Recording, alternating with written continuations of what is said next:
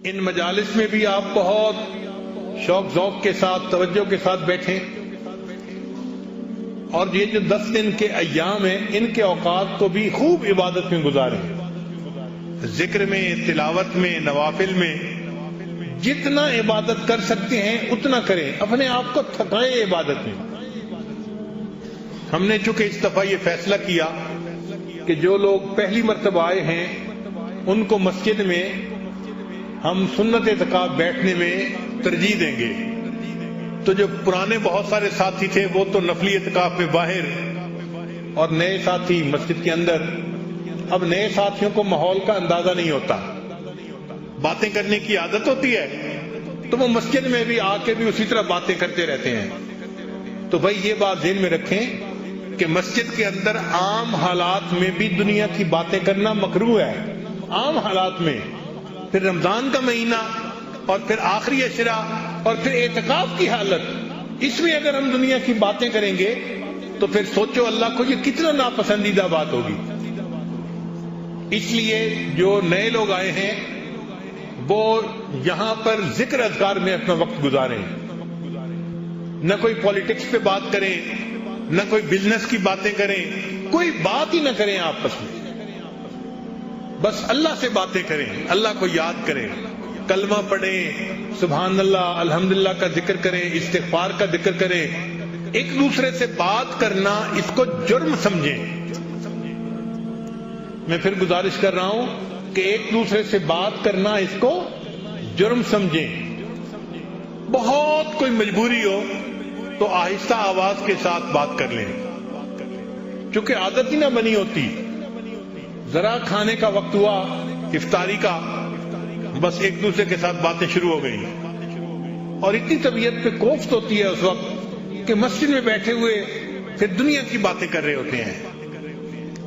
آپ حضرات مسجد کے اندر بات چیت کو اپنے لیے منع سمجھیں کہ ہم نے بات ہی نہیں کرنی، بولنا ہی نہیں ہے، چپ رہنا ہے، اور چپ رہ کے اللہ کا ذکر کرنا ہے اور ذکر کا ثواب پانا ہے ہمیں۔ اور اگر کوئی بندہ بات کر رہا ہے تو دوسرے کی ذمہ داری بنتی ہے کہ وہ اس کو اشارے سے بتا دے کہ بھائی آپ اپنا والیوم کم کریں اور اس کو بات چیت کو بند کریں۔ اور خاص طور پر یہ جو سیل فون ہے اس کے شرارت سے بچیں۔ آپ اس کو 10 دن کے لیے فرض کرو بند بھی کر دیں گے تو کیا ہو جائے گا؟ سیل فون کے بند ہونے سے قیامت نہیں آتی ہے، پکی بات ہے۔ جب نہیں تھا اس وقت بھی زندگی گزر رہی تھی، اب بند کر دیں گے تو بھی زندگی گزرے گی، بلکہ اچھی زندگی گزرے گی، تو پرسکون ہو جائیں۔ بعض لوگ کہیں گے ہم جی بیوی بچوں سے دور ہیں، ہمیں رابطہ رکھنا ہے، تو بھائی ٹائم متعین کر لیں اور ان کو کہیں کہ این اس وقت میں آپ کو کال کر لیں یا آپ ان کو کال کر لیں۔ بعض دوستوں کو دیکھا ہے ان کے جو سیل فون کی گھنٹی ہوتی ہے نا، اللہ اکبر، اور اس کو فل والیوم پہ کیا ہوا ہوتا ہے۔ کئی دفعہ ہم نے دیکھا ہے کہ سب سو رہے ہیں، ایک صاحب کا فون بج رہا ہے اور 15 بندے نیند سے اٹھ رہے ہیں۔ یہ گناہ کی بات ہے۔ اپنے سیل فون کو سائلنٹ پہ رکھیں، آپ کے سیل فون کی وجہ سے کسی کی نیند خراب نہ ہو۔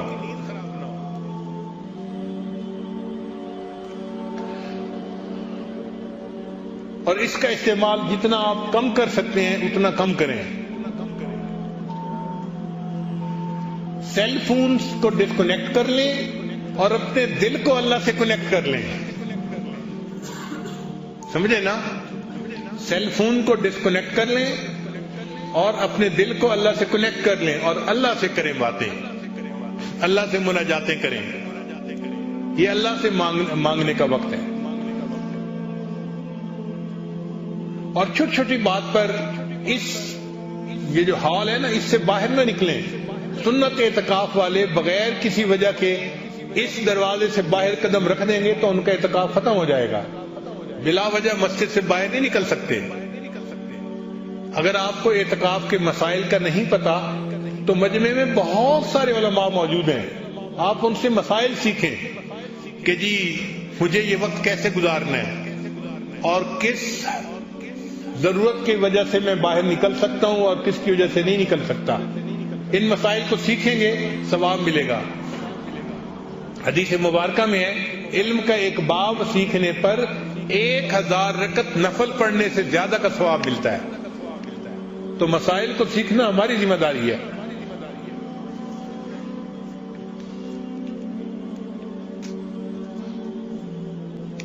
ہمیں یہ چیز بہت بری لگتی ہے کہ ہم اپنے جماعت کے دوستوں کے لیے بار بار سپیکر پہ اعلان کریں.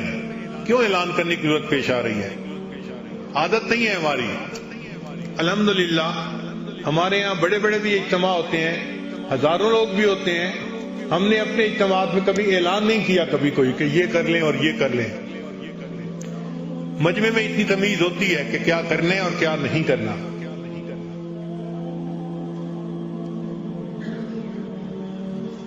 کوشش کریں کہ زیادہ سے زیادہ باوضو رہیں اور مسجد کے اندر تسبیح پڑھیں, تلاوت کریں, اپنا وقت اللہ کی یاد میں گزاریں. یہ محنت کا وقت ہے, کمانے کا وقت ہے. جو جتنا زیادہ محنت کرے گا اور کمائے گا اللہ کا اتنا قرب پائے گا. تو اللہ تعالیٰ نے تو بخشش کے بہانے بنا دیے